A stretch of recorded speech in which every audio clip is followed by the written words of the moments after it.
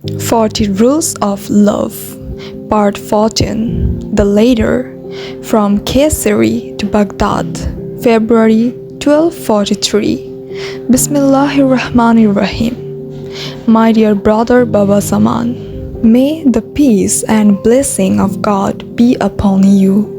It has been a long time since we have last seen one another, and I hope my letter finds you in good spirits. I have heard so many wonderful things about the lodge you built on the outskirts of Baghdad, teaching dervishes the wisdom and love of God.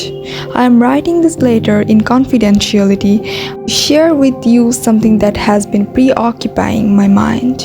Allow me to start from the beginning. As you know, the late Sultan Alauddin Kaikobad was a remarkable man who excelled the leadership in difficult times. It has been his dream to build a city where poets, artisans, and philosophers could live and work in peace. A dream many called impossible given the chaos and hostility in the world, especially with the Crusaders and Mongols attacking from both sides. We have seen it all.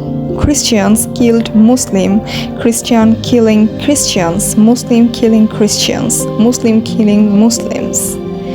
Warning religion, sects, tribes, even brothers. But Kaikobad was a determined leader. He chose the city of Konya, the first place to emerge after the Great Flood, to realize his big dream. Now in Konya, there lives a scholar you may or may not have heard of. His name is Maulana Jalaluddin, but he often goes by the name Rumi. I have had the pleasure of meeting him, and not only that, of studying with him, first as his teacher, then upon his father's death as his mentor, and after years his student. Yes, my friend, I became a student of my student. So talented and judicious was he. After a point, I had nothing else to teach him, and I started to learn from him instead. His father was a brilliant scholar too, but Rumi has a quality that very few scholars ever have: the ability to dig deep below the husk of religion and pull out from its core the gem that is universal and eternal. I want you to know that these are not solely my personal thoughts. When Rumi made the great mystic, druggist, and perfumist Fariduddin Attar as a young man, Attar said to him, "This boy will open a gate in the heart of love and throw a flame into the hearts of all mystic lovers." Likewise, when Ibn Arabi, the distinguished philosopher, writer, and mystic, saw the young Rumi walking behind his father, one day he exclaimed, "Glory be to God, an ocean is walking behind a lake." As young as the age of 24, Rumi became a spiritual leader. Today, 13 years later, the residents of Konya look up to him as a role model, and every Friday, people from all over the region flock to the city to listen to his sermons. He has excelled at law, philosophy, theology, astronomy, history, chemistry, and algebra. Already he is said to have 10,000 disciples. His followers hang upon his every word and see him as a great enlightener who will generate a significant positive change in the history of Islam, if not in the history of the world. But to me, Rumi has always been like a son. I promised his late father that I would always keep an eye on him. And now that I am an old man who is nearing his final days, I want to make sure he is in the right company.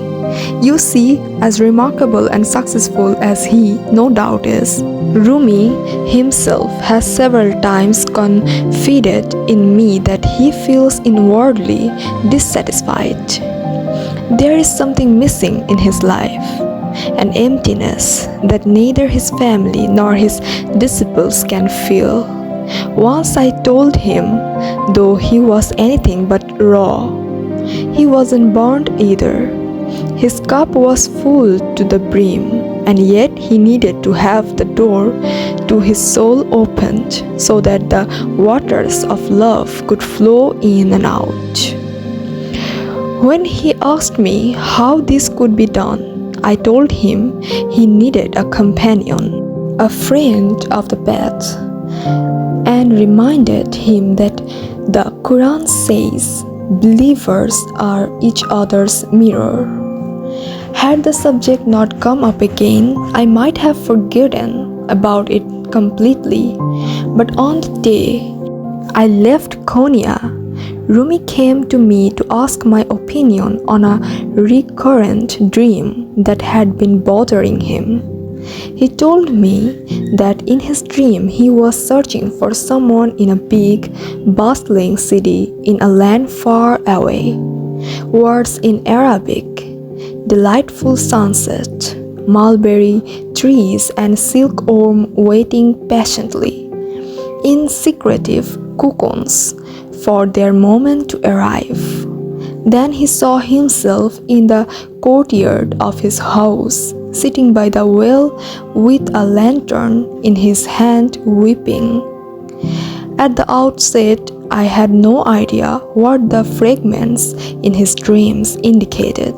Nothing seemed familiar, but then one day, after I had received a silk scarf as a gift, the answer came to me and the riddle was solved. I remembered how you were fond of silk and silkworms. I recalled the wonderful things I had heard about your tariqa, and it dawned upon me that the place Rumi saw in his dream was none other than your dervish lodge. In short, my brother, I can't help wondering whether Rumi's companion lives under your roof. Hence the reason I write this letter. I don't know if there is such a person in your lodge, but if there is, I leave it in your hands to inform him about the destiny that awaits him. If you and I play even a minute role in helping two rivers meet and flow into the ocean of divine love as one single watercourse, if we can help two good friends of God to meet, I will count myself blessed. There is one thing you need to take into consideration. Rumi might be an influential man adored and respected by many, but that doesn't mean he does not have critics. He does. Furthermore, such a flowing together might generate discontent and opposite and cause rivalries beyond our comprehension. His fondness of his companion might also cause problems in his family and inner circle. The person who is openly loved by someone, who is admired by so many people, is bound to draw the envy, if not the hatred of others. All of this might put the companion of Rumi in unpredictable danger. In other words, my brother, the person you sent to Konya might never make it back. Therefore, before reaching a decision as to how to reveal this letter to Rumi's companion, I ask you to give the matter considerable thought. I am sorry to put you in a difficult position, but as we both knew, God never burdens us with more than we can bear. I look forward to your answer and trust that whatever the outcome, you will take the right steps in the right direction. May the light of faith never cease to shine upon you and your dervishes. Master Said Burhanuddin.